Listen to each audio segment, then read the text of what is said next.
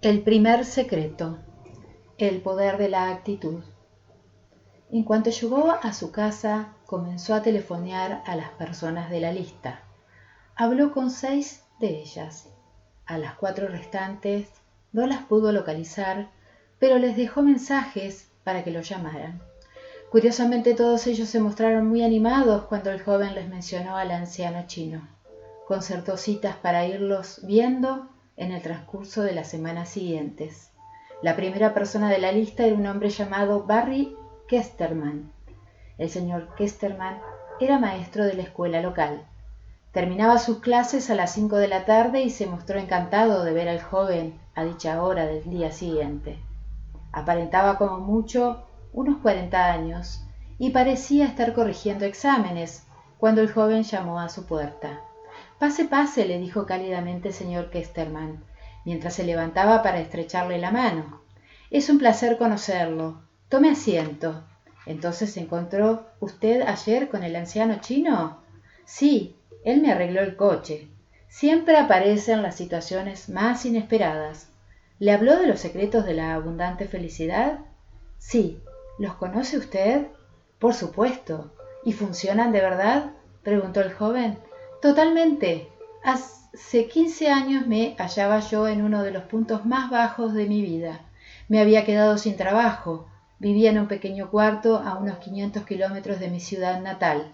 No tenía amigos y me sentía totalmente deprimido, como envuelto por una densa nube negra, incapaz de ver nada por lo que valiera la pena seguir viviendo. Un día fui al parque y me senté en un banco frente al lago, mientras los problemas daban vueltas sin cesar dentro de mi cabeza. A los pocos minutos miré a la izquierda y vi que no estaba solo. Un anciano chino se había sentado a mi lado. El joven apenas podía creer lo que estaba oyendo. Sintió un cosquilleo en su espalda. «¿Le importo si tomo notas?» «No, en absoluto», respondió el señor Kesterman, siguiendo con su relato. «Tal vez era muy evidente que algo me preocupaba, pero desde el principio tuve la impresión de que el anciano conocía exactamente mis problemas, como si fuera capaz de ver en mi interior. Hablamos durante un rato. Me dijo que iba a ver a un amigo suyo que estaba deprimido. Mi amigo simplemente ha olvidado la regla de oro de la abundante felicidad. Me dijo, yo nunca había oído hablar de ninguna regla de oro de la felicidad, ya fuera esta abundante o escasa. Es muy sencillo, me dijo. Uno es todo lo feliz que previamente él mismo se ha propuesto serlo. En aquel momento no lo entendí, pero más tarde me di cuenta que es totalmente cierto y hoy le puedo decir que esa sencilla frase fue una de las lecciones más importantes que he aprendido en mi vida. Además, contiene en sí misma el primer secreto de la abundante felicidad, el poder de tu propia actitud. El joven escuchaba atento. El señor Kesterman continuó. Déjeme explicárselo. Como la mayoría de la gente, yo siempre había creído que las cosas eran lo que me hacía feliz. Sin embargo, la verdad es que somos nosotros quienes elegimos ser felices. Recuerdo que una vez vi trabajar sobre el escenario a un hipnotizador. Dio una cebolla a los espectadores que previamente había hipnotizado, diciéndoles que era la fruta más deliciosa que jamás habían probado. Todos comieron la cebolla sin fruición, saboreando con deleite cada mordisco. Después les dio un melocotón maduro, diciéndoles que era un rábano amargo. Al morder el melocotón, todos hicieron un gesto de disgusto. La actitud adquirida en estado hipnótico fue la que determinó sus reacciones, tanto con la cebolla como en el caso del melocotón. El problema es que en nuestro paso por la vida vamos adquiriendo actitudes negativas y ellas son las que realmente nos hacen infelices. ¿Qué tipo de actitudes negativas?, le interrumpió el joven. Bueno, por ejemplo, lo que esperamos de la vida. A mí, por ejemplo, me enseñaron que tenía que esperar siempre lo peor. Así nunca me sentiría desilusionado. Sí, eso mismo me enseñaron a mí y parece lógico, comentó el joven. Es una creencia muy común, pero es totalmente falsa. Y además, destruye todos nuestros sueños y nos impide experimentar la felicidad. ¿Cómo puede ser eso?, dijo el joven. Si uno espera lo peor y ocurre, no se llevará ninguna desilusión, y si no ocurre, se encontrará con una agradable sorpresa. Sin embargo, si espera siempre lo mejor, es seguro que tendrá que sufrir muchas decepciones. Ya sé que así es como parece, pero le puedo demostrar ahora mismo que si usted espera lo peor, inevitablemente experimentará lo peor y al contrario. Mire a su alrededor, observe esta habitación y trate de ver cuántos objetos descubre de color marrón. El joven miró a su alrededor. Había varias cosas marrones: los marcos de los cuadros, el pie de una lámpara, el bastidor de una cortina, libros y otros objetos diversos. Ahora cierre los ojos, le dijo el señor Kesterman. El joven cerró los ojos mientras el señor Kesterman siguió. Ahora dígame uno por uno todos los objetos que ha visto en esta habitación que sean de color azul. No me he dado cuenta de que haya nada azul, dijo el joven sonriendo. Abra los ojos y mire a su alrededor, le dijo Kesterman. Entonces el joven descubrió un jarrón azul, un marco de fotos azul, un dibujo azul en la alfombra, una carpeta azul sobre la mesa, muchos libros azules y hasta el propio señor Kesterman llevaba una camisa azul. Cuantas más cosas azules buscaba, más iba encontrando. Fíjese todo lo que no vio antes. Pero fue una trampa, sonrió el joven. Lo que yo buscaba eran cosas de color marrón, no azules. Exactamente. Usted buscó cosas marrones y encontró cosas marrones, sin percibir ni tan siquiera un objeto de color azul. Eso mismo es lo que hacemos en la vida. Usted espera lo peor y encuentra lo peor, perdiéndose todas las cosas buenas. Y a eso es precisamente a lo que lo llevan sus expectativas de lo peor. Le impiden tomar conciencia de todas las cosas buenas de la vida.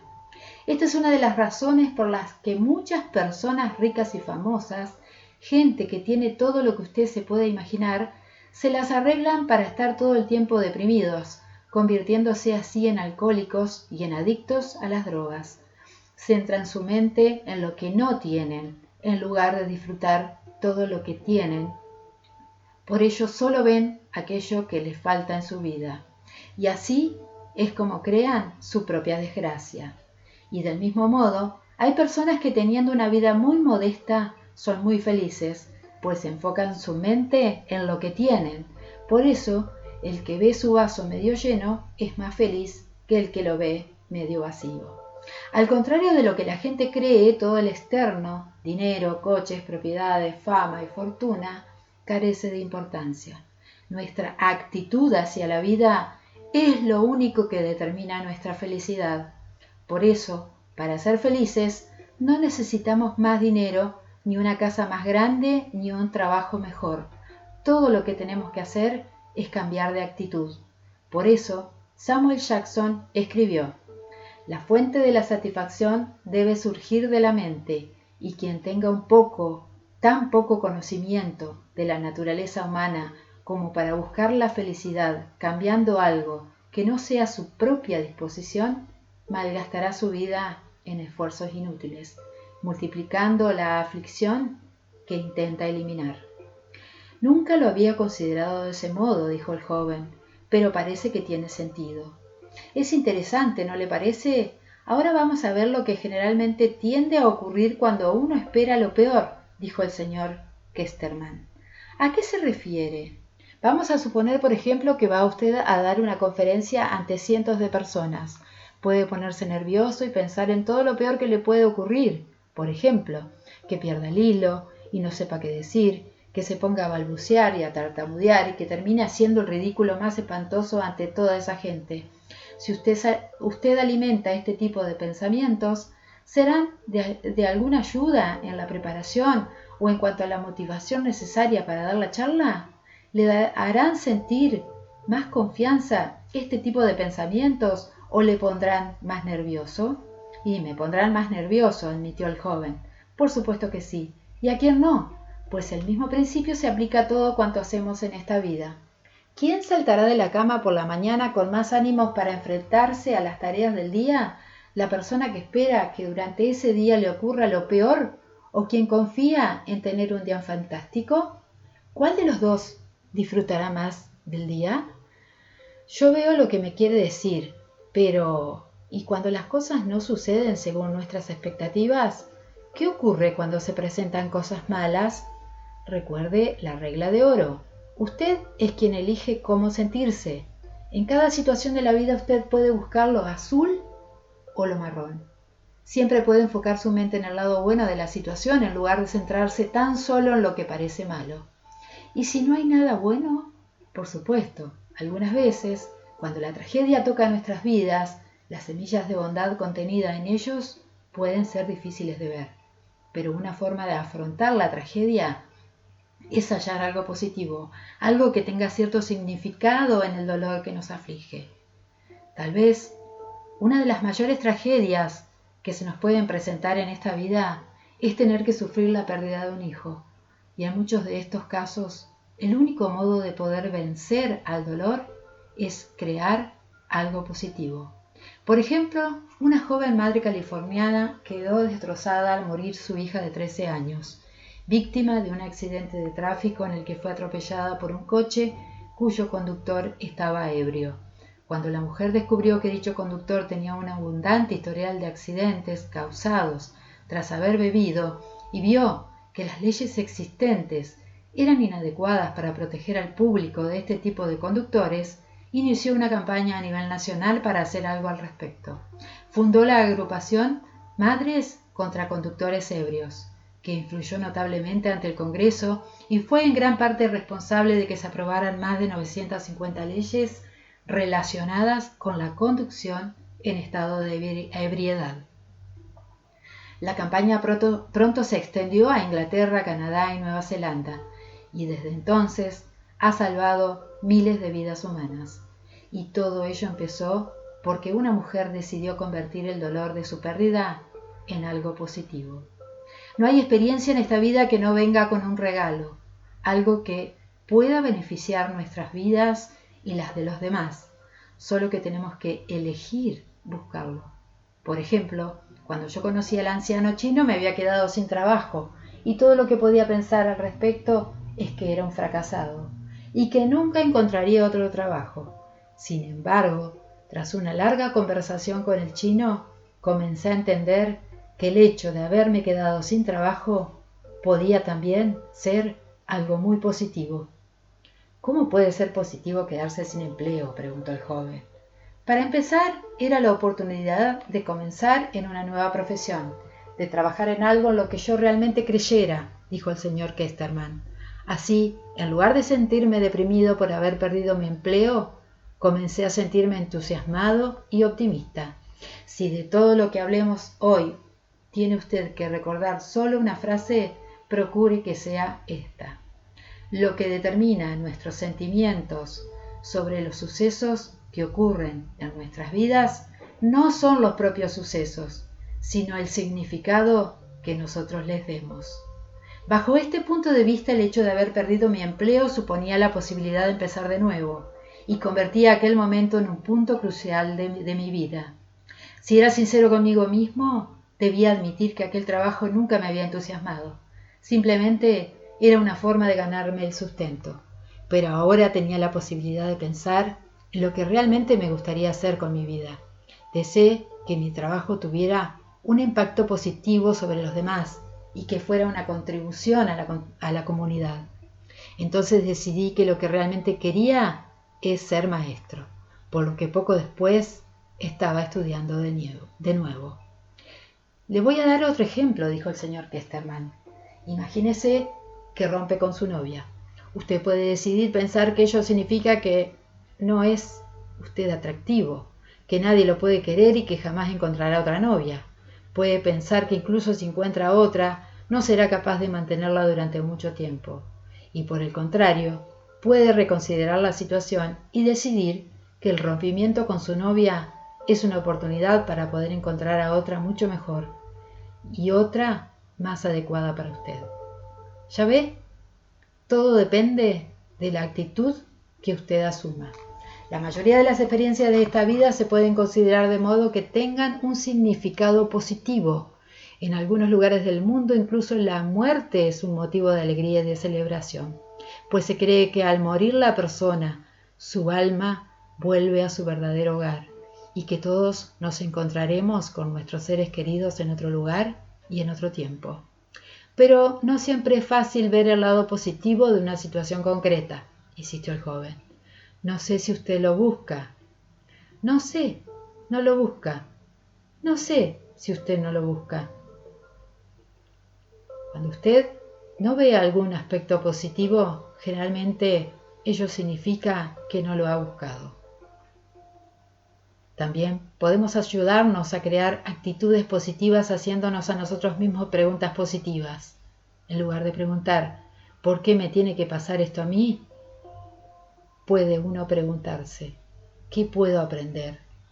¿O cómo puedo beneficiarme con esta experiencia? No estoy seguro de haberlo entendido bien, dijo el joven. Durante todo el día nos estamos haciendo preguntas, explicó el señor Kesterman, sobre las cosas que vemos, sobre lo que oímos, sobre los olores que percibimos, sobre las cosas que tenemos que hacer, que hemos hecho o que estamos haciendo. Desde que usted se levanta por la mañana hasta que se acuesta por la noche, su subconsciente está todo el tiempo haciendo preguntas. De hecho, el proceso del pensamiento no es otra cosa más que una serie de preguntas. Las preguntas generan respuestas y las respuestas producen sentimientos. En consecuencia, si usted se siente infeliz o deprimido, generalmente ello significa que se está haciendo las preguntas equivocadas. Si está usted preguntando qué es lo que no funciona en su vida, en lugar de qué es lo que funciona.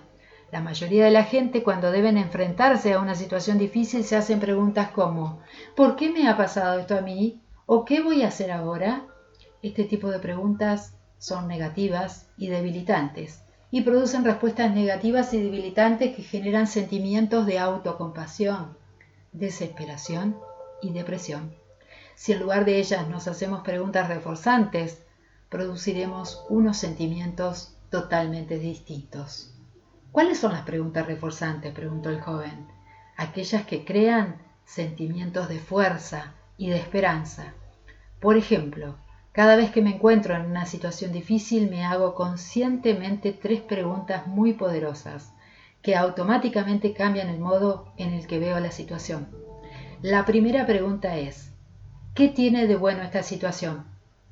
Y si no tiene nada bueno, interrumpió el joven, entonces me pregunto, ¿qué podría tener de bueno esta situación? ¿Ve usted? Esta pregunta nos fuerza a buscar algún aspecto positivo de la situación e invariablemente encontraremos alguno, del mismo modo que usted solo vio las cosas azules de esta habitación, cuando las buscó directamente. Ese es el significado del dicho de que toda nube tiene un borde plateado y de que todo problema no es más que un regalo disfrazado. Todo puede ser reconsiderado y al hacerlo, se nos presenta la posibilidad de enriquecer nuestras vidas con cada experiencia nueva. Este es el primer secreto de la abundante felicidad. El anciano me dio una lista de personas. Todas ellas me enseñaron cosas sobre los secretos de la abundante felicidad. Muchas de ellas habían sufrido crisis en sus vidas, pero se elevaron sobre sus problemas porque habían aprendido cómo reconsiderar cada situación con un significado positivo.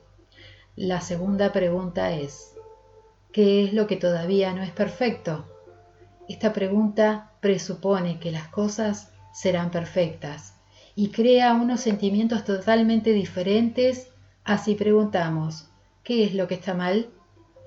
La tercera pregunta es, ¿qué puedo hacer para que las cosas sean como yo quiero que sean? ¿Divirtiéndome mientras lo hago? Esta pregunta nos ayuda a encontrar algo que está a nuestro alcance para remediar la situación y al mismo tiempo hacer que disfrutemos todo el proceso. Déjeme hacerle algunos ejemplos de cómo funcionan estas preguntas. Si al averiarse ayer su coche usted se hubiera preguntado, ¿qué tiene de bueno esta situación?, habría llegado a esta respuesta.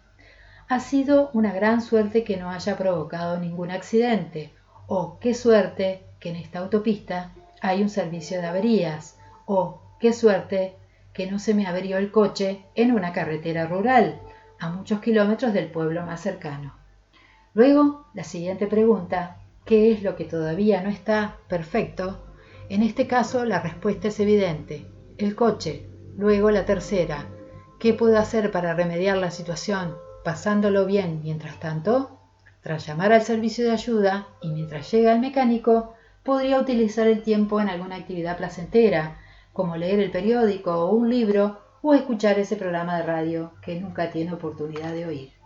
Podría utilizar el tiempo de un modo creativo, planeando sus próximas vacaciones, escribiendo una carta o comenzando a escribir ese libro que siempre quiso escribir, siempre que tuviera papel y lápiz, claro, o simplemente podría recostarse y echar un sueño hasta que llegara el mecánico. Otro ejemplo, imagínese que está usted reprimido por estar excedido de peso. ¿Qué es lo bueno? Lo bueno es que finalmente ha llegado usted a un punto en el que no se siente a gusto con su peso y por fin decide cambiar. Es muy bueno que haya sido usted consciente de la necesidad de un cambio, pues el exceso de peso aumenta los riesgos de sufrir un infarto. ¿Qué hay que todavía no es perfecto? Su peso y su aspecto. ¿Qué quiere usted hacer para remediar la situación? Aprender qué es lo que causa la obesidad, cambiar sus hábitos alimenticios e iniciar un programa de ejercicios. ¿Cómo puede usted disfrutar mientras adelgaza? Suscribiéndose a un club de adelgazamiento, donde conocerá a otras personas con el mismo problema, o encontrando un deporte o un tipo de ejercicios que le gusten o que tal vez sea incluso bailando, pues el baile es una excelente forma de ejercicio.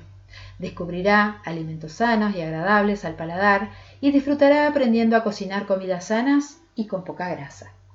Es increíble, dijo el joven. De este modo, cualquiera puede conscientemente cambiar sus actitudes esperando lo mejor, centrándose en lo que tiene su vida de bueno y haciéndose las preguntas adecuadas. Exactamente, dijo el señor Kesterman.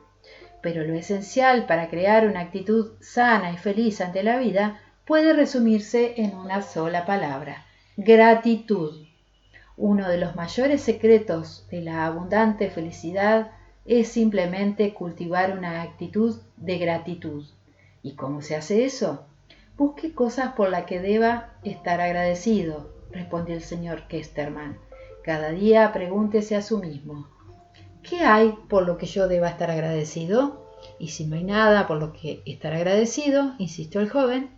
El señor Kesterman lo miró levantando las cejas. Hace algunos años visité a un amigo que estaba a punto de morir. Los médicos le habían dado menos de un año de vida. Esperaba encontrarlo muy deprimido, pero en lugar de ello lo hallé no solo contento, sino jubiloso. ¿Cómo es posible que alguien que le queda menos de un año de vida estuviera tan contento?, preguntó el joven. Eso mismo le pregunté yo. ¿Por qué tan feliz, Jim? Y él me respondió: porque me he despertado esta mañana y todavía estaba vivo. Me pareció una respuesta extraordinaria. Si alguien que está a punto de morir encuentra motivos por los que estar agradecido, ¿cuántos más no tendremos todos nosotros? No importa lo malas que parezcan las circunstancias, continuó el señor Kesterman, siempre hay algo, y generalmente son muchas cosas, por las que deberíamos estar agradecidos. La diferencia entre una persona que vive una vida mágica y otra que vive una vida mundana no está en sus circunstancias, sino en sus actitudes. La actitud es el pincel con el que la mente colorea nuestra vida, y somos nosotros quienes elegimos los colores. De vuelta a casa, el joven reflexionaba sobre todo lo que había oído. Empezaba a darse cuenta de que tenía mucho que aprender sobre sí mismo y sobre su propia vida. Pero lo más importante es que estaba empezando a comprender por qué durante tanto tiempo se había sentido tan infeliz. Por la noche el joven repasó las breves notas que había tomado en su entrevista con el señor Kesterman. El primer secreto de la abundante felicidad es el poder de la actitud. La base de mi felicidad empieza con mi actitud ante la vida. Soy todo lo feliz que he deseado ser. Desde ahora en adelante desearé ser feliz. Si espero lo peor, con mucha frecuencia lo obtendré. La felicidad es una elección que puedo hacer en cualquier momento y en cualquier lugar. Toda experiencia puede ser considerada de forma que tenga un significado positivo. Desde ahora voy a buscar algo positivo en todo y en todos. En cualquier situación estresante tengo que hacerme estas 3 preguntas. ¿Qué hay de bueno? ¿O qué podría haber de bueno? ¿Qué es lo que todavía no es perfecto? ¿Qué puedo hacer para remediar la situación?